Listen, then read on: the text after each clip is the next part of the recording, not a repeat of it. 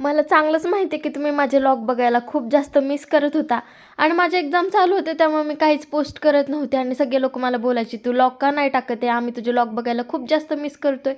त्यामुळे आता मी फायनली सगळे व्लॉग पोस्ट करणार आहे, कारण आता माझी एक्झाम संपली आणि मला सुट्ट्या लागल्यात. बाकी पेपर कसे का जायना संपले हे महत्त्वाचं असतं.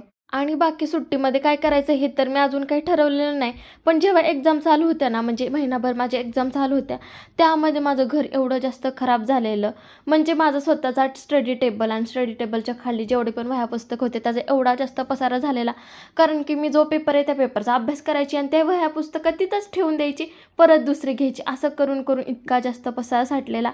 आणि त्यामुळे मी माझ्या सुट्टीचा पहिला दिवस स्वच्छतेला देणार होती. हे तर माझं पहिल्यांदाच ठरलेलं. त्यामुळे मी आज घरातला छानपैकी पसारा आवरून घेतला, घर स्वच्छ केलं आणि संध्याकाळी तर मला पप्पांच्या कंपनीमध्ये जायचं होतं, कारण आज कामगार दिवस होता.